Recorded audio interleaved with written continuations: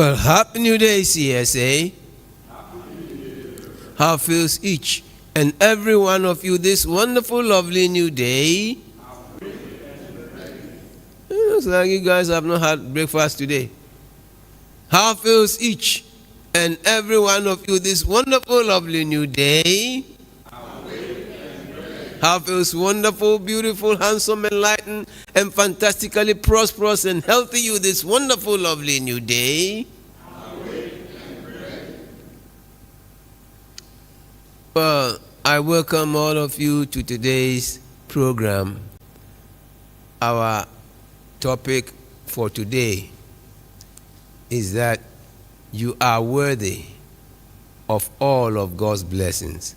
You know, when we look at the book of the beginning, immediately after it is the book of Exodus. God made man and blessed him and asked him to prosper and be a caretaker, a manager of the resources of the earth. And a family sold one of them into slavery, and eventually they went to Egypt to visit, to buy some food, and they found their brother. And then they decided to live in Egypt. Living in Egypt brought about them being enslaved. And afterwards, God decided to bring them out of that captivity.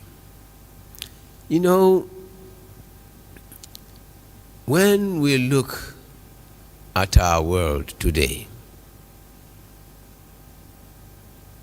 people of a color like this, a dark color, have for over 400 years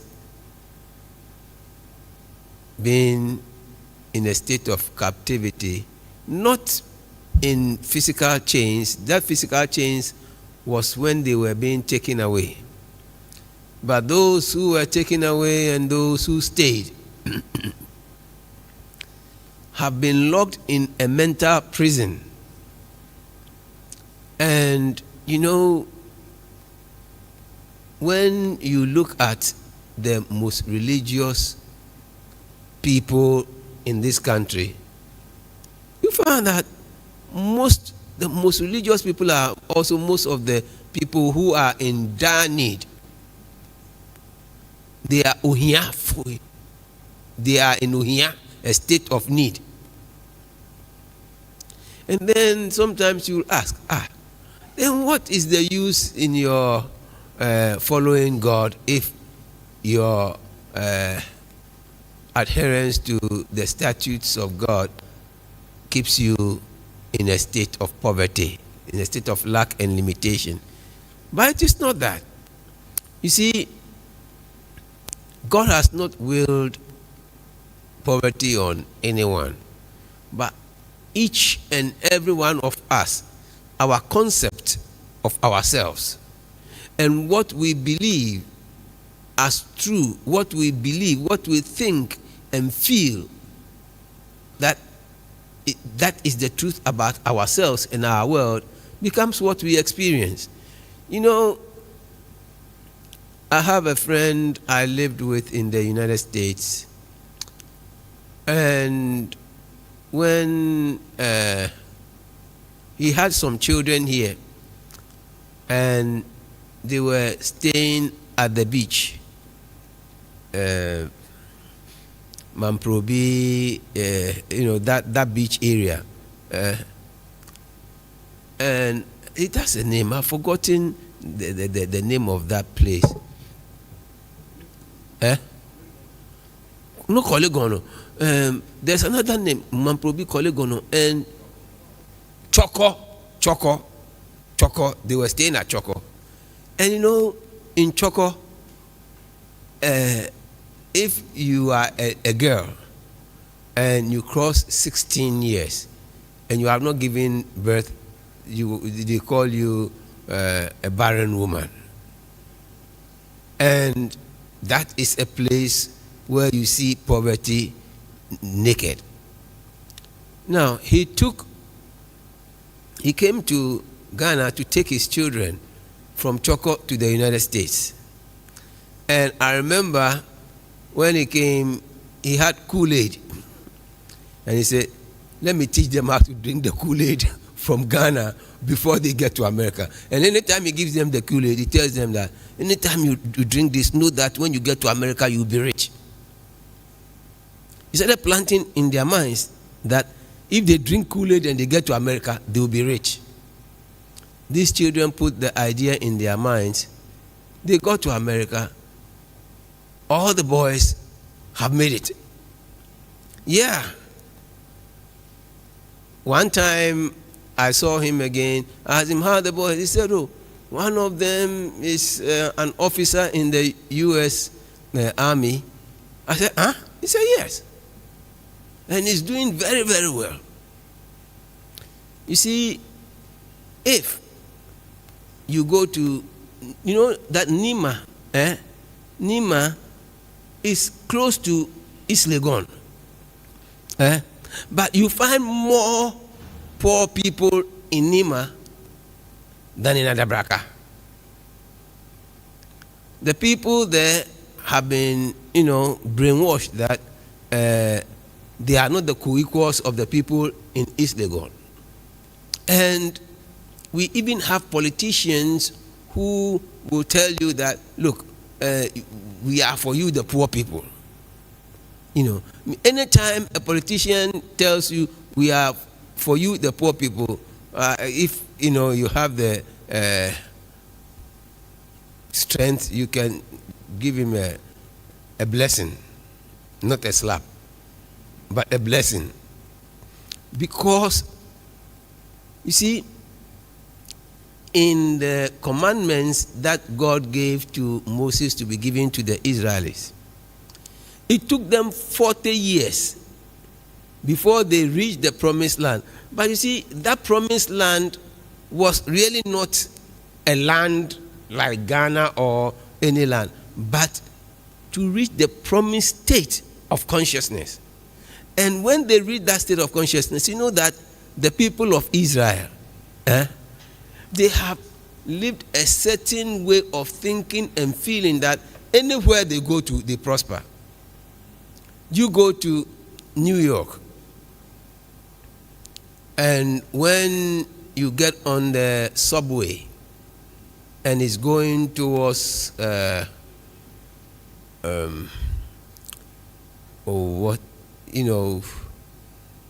is a place in New York, not Queens. Well, there is a place in New York where most of the Jews stay, and you see them. And you know that the Jews, they trade amongst themselves. I found that the Lebanese or the Arabs, they do the same. The Indians do the same.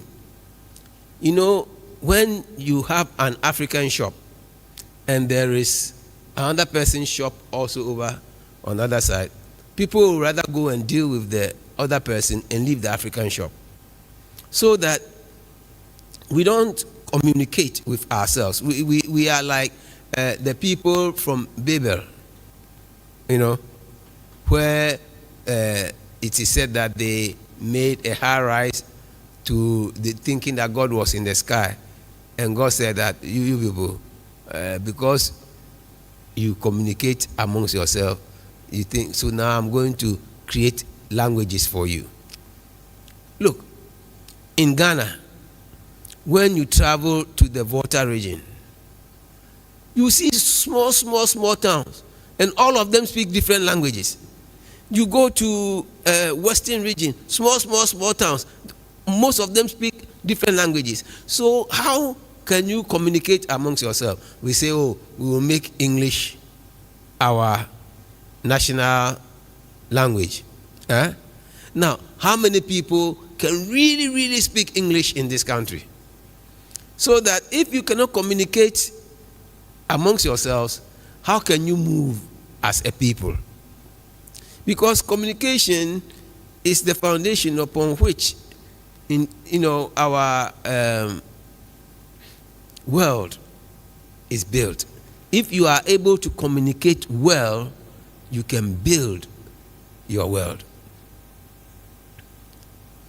Now, but one thing that God told the Israelites was that thou shalt not take the name of the Lord thy God in vain. For the Lord will not hold him or her guiltless that taketh forth his name in vain. And you see, me, the only name that I know, the original name that God revealed to Moses was and is I am. And because we are made in the image and likeness of God, we also say I am. We also have I am as our name. Now, anytime you say anything negative after I am, you are taking his name in vain. If you say I am poor, you have taken the name of the Lord your God in vain. That is what you believe about yourself and about your world. Better, when you were growing up, did you hear sometimes some parents say, this place, don't go there, as for the people over there, we are not on the same level with them. When we were young, there was some nut we call brofun katie. Almond, brofun katie. Anything which was nice was for the white man. Even, sometimes I ask, in your infancy, did you ever see an angel with a Negro collar before? You see, when they call you black, is your body black? But you have accepted that. And the when the fundamentalist Christians came to mess up our minds, they give us the devil as a black man. You see, so the thing is that your nature has been painted in a way that makes you look down upon yourself. And when you believe that you are not worthy of the grace of God, look, you can read all the books, you can watch all the videos, you can listen to all of the lesson sermons, but if you yourself do not come to this point where you say, I don't think this is true about me. My skin color has nothing to do with how successful I should be. My success depends on the I, which I really am. And so, without awakening to what you really are, and you think that you are just a color, dark-colored person, you always think that God's grace has to pass by you. You are not worthy of God's grace. I have come to find out, even among some CSA people, all the things that we tell you about, there is still some doubt at the back of your mind. When we are told to say that Christopher, you are telling me that I must prosper. Christopher, that is what makes me, look, never accept for yourself that you were made to be poor. Who did God make the gold in this world for? I'm asking you. Eh? Who did God make the diamond in the world for? The bauxite. Everything that is in the world, who did God made it for? So if God made all of these things for you, why must you be in need? You know, Dr. Joseph Murphy, who was a great metaphysician who used to live in America, once went to India, and he met a Swami who told him, "Oh, can you make arrangements for me to go to America?" And Dr. Joseph Murphy said, "Oh, see yourself in America and you'll be there." He said, "I'm not supposed to have any desire." Then he says, "Well, do you want to go to America?" He said, "Yes." He said, "That's a desire." You see, the Swami's mind has been made for him to think that if he has a desire, it is against God's will. But when you are hungry, don't you desire for food?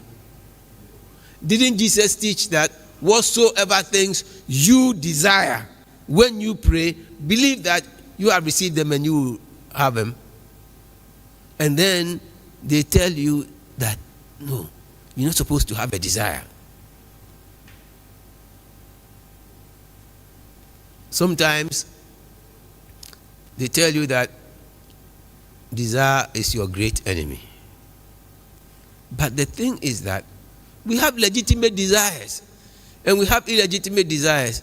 In fact, to desire to be poor, to desire to remain poor, to be in need, is a sickness, a mental sickness which must be cured. Anytime you feel that, oh, you don't deserve any graceful thing in your life, know that you are thinking negatively. You are thinking against yourself. You are at war with yourself. And the way to win that war is to ask yourself, what does God want for me? Does God want me to be in poverty, to be hungry, and to be time? You see, the world in which we live, we came with nothing into this world, and we will live with nothing. And in between, you just have to learn to love. And you know something? Anyone who loves gives. Okay? Now, you know, when you go to a place and they are hungry, and you tell them, love one another, you have not taught them anything. But if you give them food, and you teach them, look, love one another by sharing this food amongst you, you have given them a positive thing that they should do.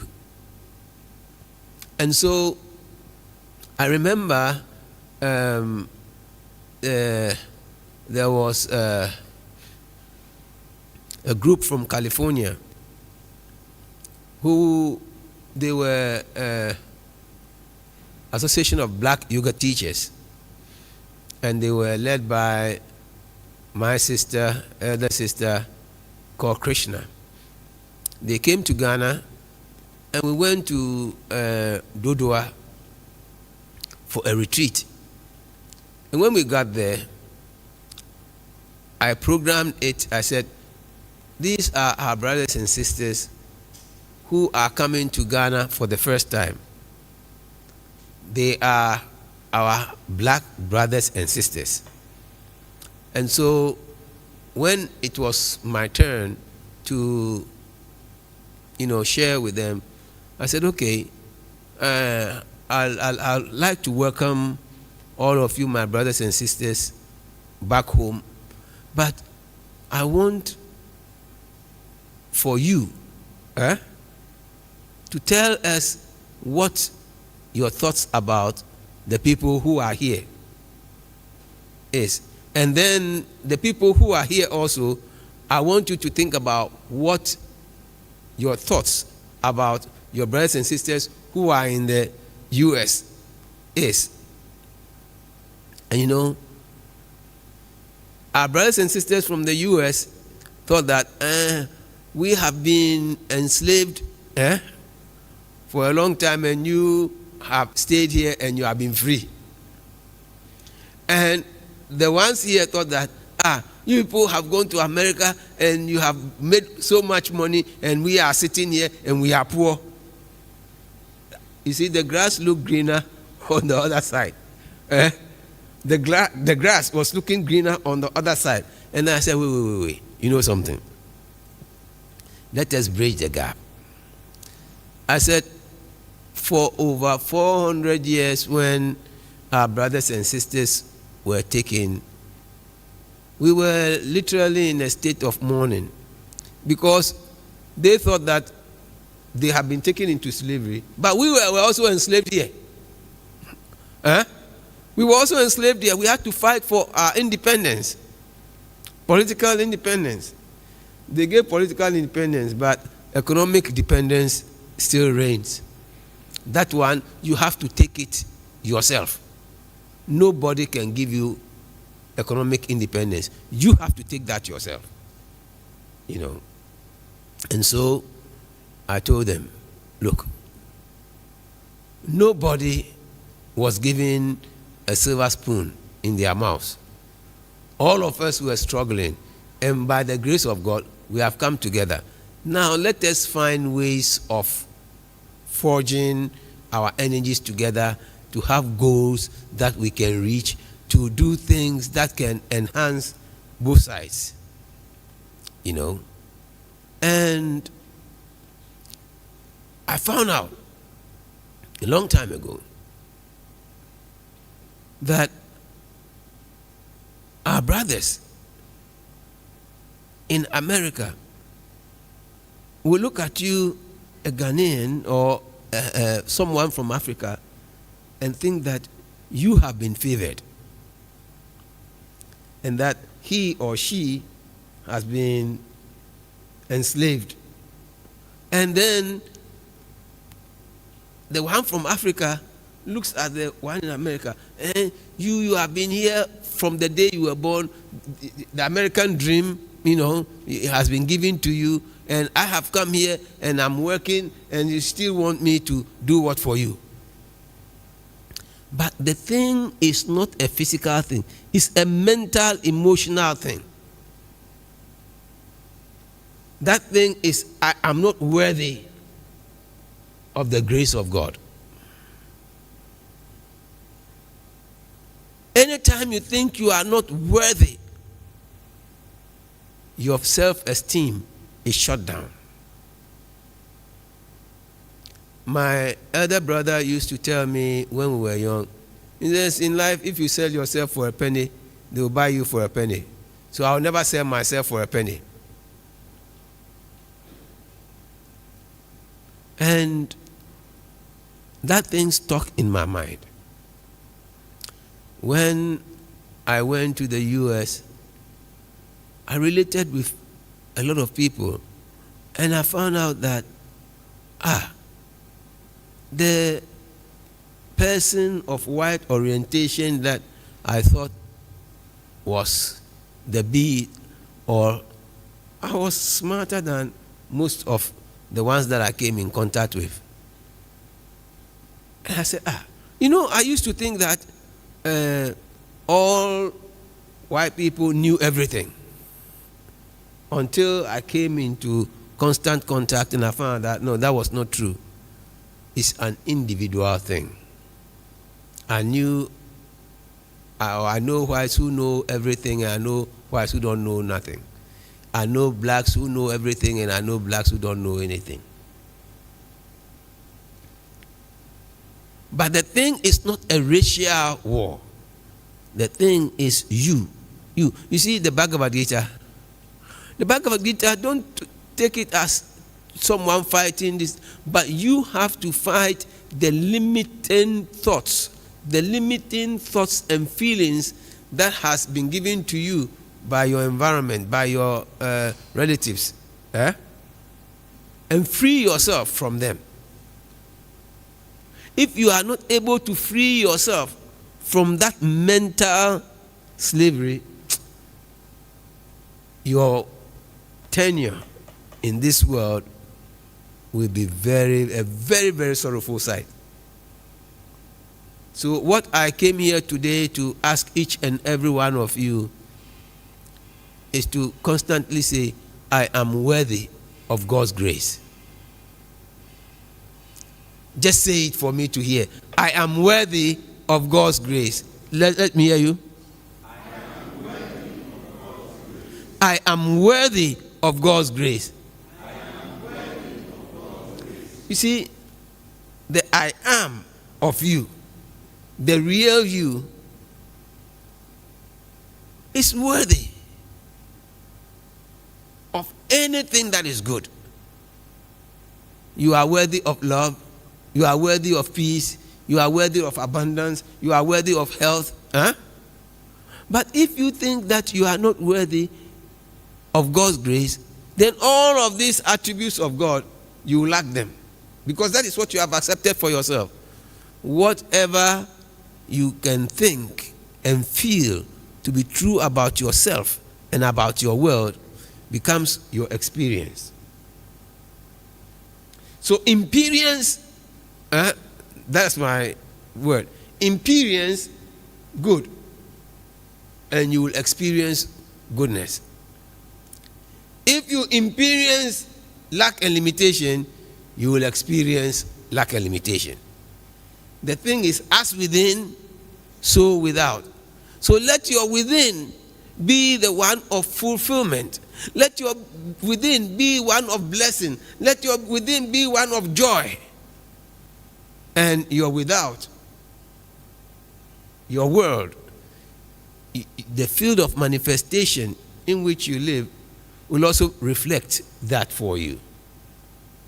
You see, your mind is an electromagnetic field in which impressions are stored, and you can receive, process, and send forth information. And so, whatever you think goes out and hits the ether, and when it hits the ether, it starts coming to you. So anyone who is in accord with that line of thinking becomes attracted to you. So you will see that there will be a time, maybe armed robbers will attack a neighborhood. They will go to many houses, but there will be one house they will never go there. Maybe the people who were attacked were thinking like Job, the thing I fear most has happened unto me. You know, when I lived in Lakemont, I never saw a key to a door. There was no key to any door. My house, people come and they knock before they enter, but there was no key to the door. I live on the mountains now. No thief has come to my house before, but anytime I'm going to sleep, I lock the door.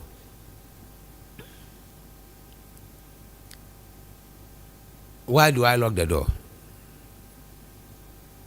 Because I feel that if I don't lock the door, thieves may come in and rob me. So the thing I fear most, but I'm not afraid that anyone will rob me. I know that all people are my brothers and sisters, and I send love to the whole world every day, and so no one will come and rob me. But the thing is that don't think God made some people rich and others poor, and that there is no in between. You can move from state to state. In my Father's house, there are many mansions. In God's consciousness, there are many levels. You are in one level now. And please, if you want to move from the state of lack into the state of fulfillment, all you have to do is to change your way of thinking and feeling. Because your feeling is known as emotions, energies, emotion. When you begin to think positively, the energies begin to flow out. And then when they get in touch with the ether, it starts coming back, and they bring to you prosperity, health, peace, and all the other attributes of God. Look, don't take it from me. You just say, I'm going to get into this mood of thinking that I am healthy, I'm wealthy, I'm loved, I'm the blessed of the world. And just say this every morning when you wake up. Know that this is a wonderful day that God has given me. I am worthy of this day. Peace, love, joy, harmony, health is my state, is my portion today. Just begin to think like this every day for the next 21 days and see if your world will not change for the best. Not for the better, but for the best. You will keep on wondering, hey, why is this happening to me? It's happening because you set that new course in motion. Your thinking will transform your world. Will take your world from one state. It will give you a new earth. Because you have found a new heaven. You have found a new place to operate from. A place of fulfillment to operate from. And today, if I do not talk to you anymore about prosperity or health or whatever is good, I know that I have pricked something in your mind.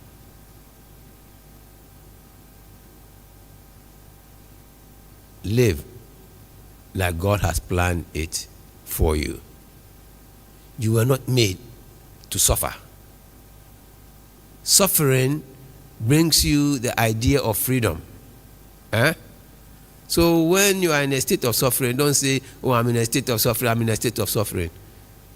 Begin to look for the answer of freedom. When I was young and Kwame Nkrumah was campaigning, it was freedom. Before 1957, freedom. I had freedom in my house a lot of times. My daddy's friends will come to the house, and before they leave, freedom, freedom. I always wondered what freedom meant, because I didn't understand. I had not gone to school then. And I was hearing the word freedom, freedom. I was scared to ask my dad what freedom meant. But it was when Ghana attained independence that I found out that we were under a colonialist rule and that we wanted freedom from them. And so sometimes you hear the word, even though you are of age, it will never make any sense to you until you experience it. But please, begin to experience freedom from lack and limitation in your mind and feel free. Free, like Dr. Martin Luther King Jr. said, free at last, free at last. Thank God I am free at last. Namaste.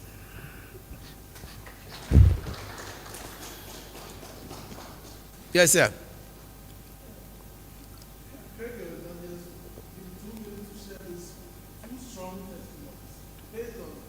Yeah. I remember having sat in the office and all that.